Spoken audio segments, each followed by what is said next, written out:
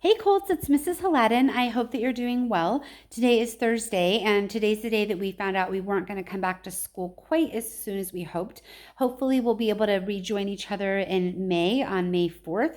And I know I'm going to keep my fingers crossed that that happens. I'm really bummed, and I know my teachers and our staff are really sad not to see everybody till May too. But I hope you're keeping your chin up and that you're looking for the positives in all of this and enjoying extra time with your family and your siblings and some quiet time for yourself. So today we're going to keep reading from Percy Jackson, The Lightning Thief. We're going to read chapter 12. It's called We Get Advice from a Poodle. And the last chapter, chapter 11, Percy and Annabeth and Grover almost met their match with Medusa, but they outsmarted her and they were able to chop her head off with all those snakes and put it in a bag, and they sent it to the gods at Olympus. So I'm curious to see how that comes back to get them maybe later. So here we go. Chapter 12, We Get Advice from a Poodle. We were pretty miserable that night. We camped out in the woods 100 yards from the main road in a marshy clearing that local kids had obviously used for parties. The ground was littered with flattened soda cans and fast food wrappers. We'd taken some food and blankets from Auntie M's, but we didn't dare light a fire to dry our damp clothes. The Furies and Medusa had provided enough excitement for one day. We didn't want to attract anything else. We decided to sleep in shifts. I volunteered to take the first watch. Annabeth curled up on the blankets and was snoring as soon as her head hit the ground. Grover fluttered with his flying shoes to the lowest bough of a tree, put his back to the trunk, and stared at the night sky. Go ahead and sleep, I told him. I'll wake you if there's trouble. He nodded, but he still didn't close his eyes. It makes me sad, Percy. What does? The fact that you signed up for this stupid quest? No, this makes me sad. He pointed at all the garbage on the ground. And the sky, you can't even see the stars. They polluted the sky. This is a terrible time to be a satyr. Oh yeah, I guess you'd be an environmentalist.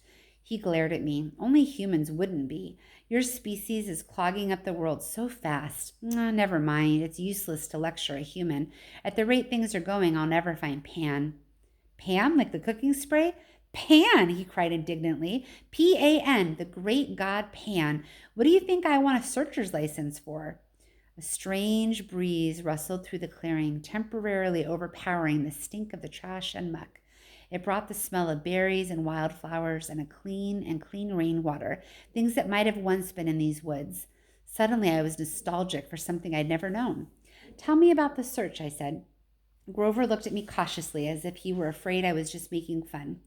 The god of wild places disappeared 2,000 years ago, he told me. A sailor off the coast of Ephesus heard a mysterious voice crying out from the shore, "Tell them that the great god Pan has died." When humans heard the news, they believed it. They've been pillaging Pan's kingdom ever since. But for the satyrs, Pan was our Lord and Master. He protected us in the wild places of the earth. We refused to believe that he died. In every generation, the bravest satyrs pledged their lives to finding Pan. They searched the earth, exploring all the wildest places, hoping to find where he's hidden and wake him from his sleep. And you want to be a searcher? It's my life's dream, he said. My father was a searcher, my Uncle Ferdinand, that statue you saw back there? Oh, right, sorry. Grover shook his head. Uncle Ferdinand knew the risks. So did my dad, but I'll succeed. I'll be the first searcher to return alive. Hang on, the first? Grover shook his head. Uncle Ferdinand knew the risks. Grover took his reed pipes out of his pocket. No searcher has ever come back. Once they set out, they disappear. They're never seen alive again. Not once in 2,000 years? No. And your dad? You have no idea what happened to him? None. But you still want to go, I said, amazed. I mean, you really think you'll be the one to find Pan? I have to believe that, Percy. Every searcher does. It's the only thing that keeps us from despair when we look at what humans have done to the world.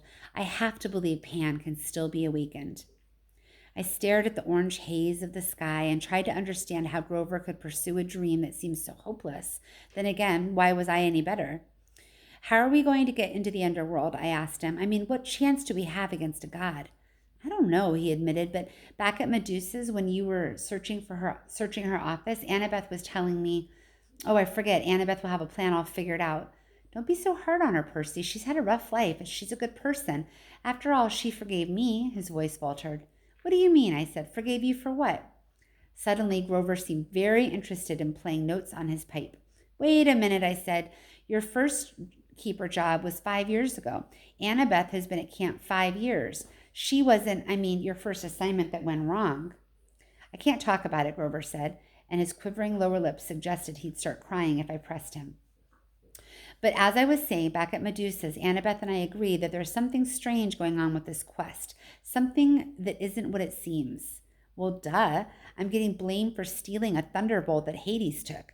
That's not what I mean, Grover said. The kindly ones were sort of holding back, like Mrs. Dodds at Yancey Academy. Why did she wait so long to try to kill you? And then on the bus, they just weren't as aggressive as they could have been. They seemed pretty aggressive to me. Grover shook his head. They were screeching at us. Where is it? Where? Asking about me, I said. Maybe. But Annabeth and I, we both got the feeling they weren't asking about a person. They said, where is it? They seemed to be talking about an object. That doesn't make sense. I know. But if we've misunderstood something about this quest and we only have 9 days to find the Master Bolt, he looked at me like he was hoping for answers, but I didn't have any. I thought about what Medusa had said. I was being used by the gods. What lay ahead of me was worse than petrification. I haven't been straight with you, I told Grover. I don't care about the Master Bolt. I agreed to go to the underworld so I could bring back my mother. Grover blew a soft note on his pipes. I know that, Percy, but are you sure that's the only reason? I'm not doing it to help my father. He doesn't care about me, and I don't care about him. Grover gazed down from his tree branch. Look, Percy, I'm not as smart as Annabeth. I'm not as brave as you, but I'm pretty good at reading emotions.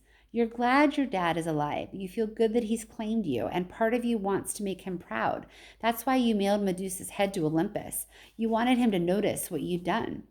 Yeah, well, maybe satyr emotions work differently than human emotions, because you're wrong. I don't care what he thinks. Grover pulled his feet up on the bench. Okay, Percy, whatever. Besides, I haven't done anything worth bragging about. We barely got out of New York, and we're stuck here with no money and no way west. Grover looked at the night sky like he was thinking about that problem. How about I take the first watch, huh? You get some sleep. I wanted to protest, but he started to play Mozart, soft and sweet, and I turned away, my eyes stinging. After a few bars of Piano Concerto No. 12, I was asleep. In my dreams, I stood in a dark cavern before a gaping pit. Gray mist creatures churned all around me, whispering rags of smoke that I somehow knew were the spirits of the dead. They tugged at my clothes, trying to pull me back, but I felt compelled to walk forward to the edge of the chasm. Looking down made me dizzy. The pit yawned so wide it was completely black. I knew it must be bottomless, yet I had a feeling that something was trying to rise from the abyss, something huge and evil. The little hero, an amused voice echoed far down in the darkness. Too weak, too young, but perhaps you will do. The voice felt ancient, cold, and heavy.